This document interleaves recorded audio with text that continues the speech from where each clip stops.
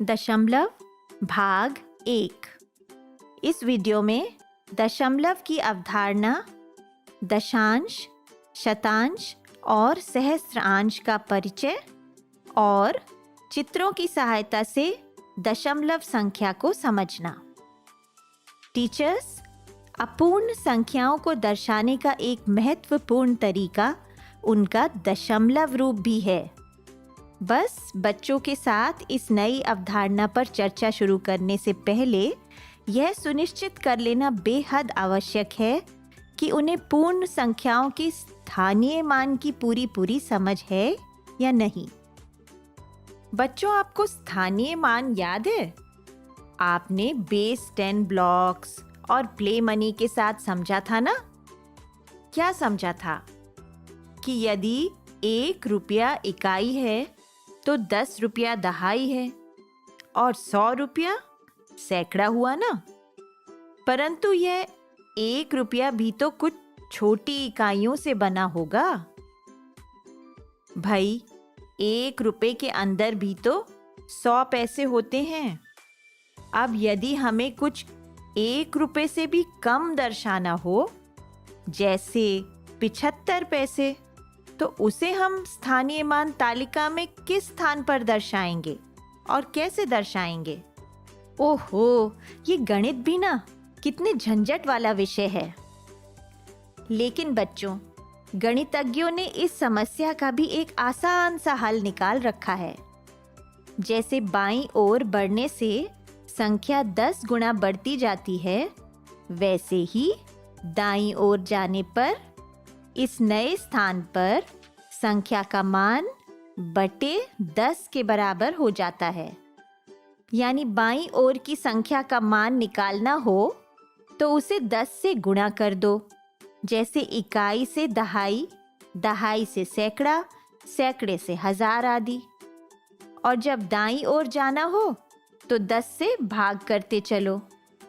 इस ओर के स्थानों को नाम दिया गया है दशांश, शतांश, सहस्त्रांश आदि।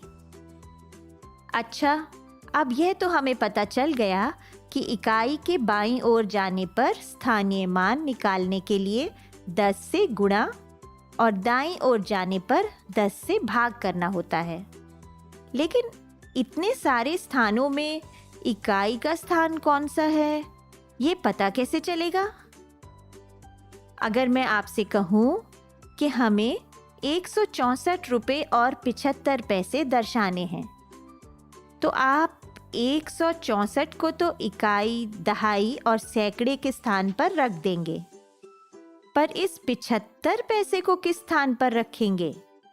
यह तो इकाई यानी 1 रुपए से कम है ना। बच्चों, इसके लिए गणित में यह चिन्ह, जिसे दशमलव बिंदु कहते हैं, उसे शामिल किया जाता है।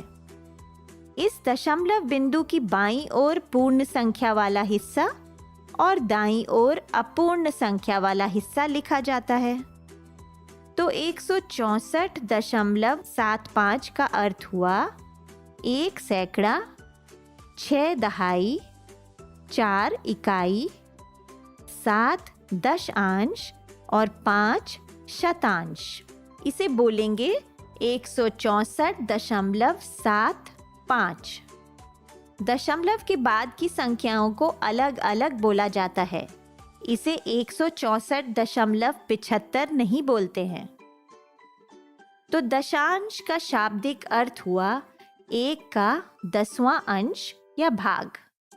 शतांश का शाब्दिक अर्थ हुआ 100वां अंश या भाग।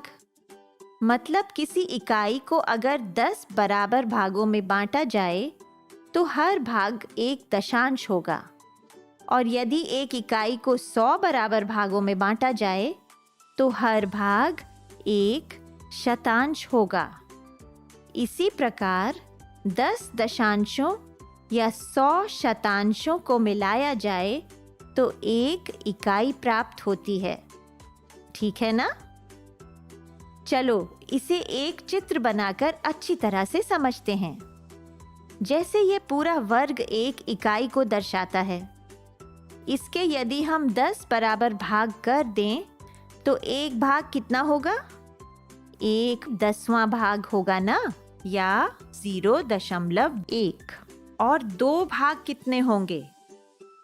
2/10वें भाग, या 2 दशांश, या 0.2।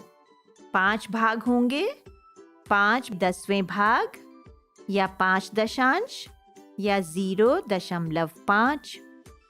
और 9 भाग होंगे, 9/10वें भाग, या 9 दशांश, या 0.9। 10 भाग होंगे, 10/10वें भाग, या 10 दशांश, या 1.0। 1.0 यानी 1 इकाई, अर्थात 10 दशांश मिलकर 1 इकाई बनाते हैं। अच्छा चलिए अब एक 100 छोटे खानों वाले वर्ग से देखते हैं। इसमें से एक छोटा खाना हुआ हमारा 1/100वां भाग, या 1 शतांश, जिसे हम 0.01 भी कहते हैं। तो 2 छोटे खाने होंगे 2/100वें भाग, या 2 शतांश, जिसे हम 0.02 भी कहते हैं। 5 भाग होंगे 5/100वें भाग, या 5 शतांश, या 0.05। 10 भाग कितने होंगे? 10 भाग होंगे 10/100वें भाग, यानी 1/10, या 1/10वां भाग, या 10 शतांश, या 0.1। और इसके 99 भाग को क्या कहेंगे? यह होंगे 99/100वें भाग, या 99 शतांश, या 0.99। और 100 भाग होंगे 100/100वें भाग, या 1 इकाई। अच्छा अब हम देखते हैं कि 2.5 कितना होता है।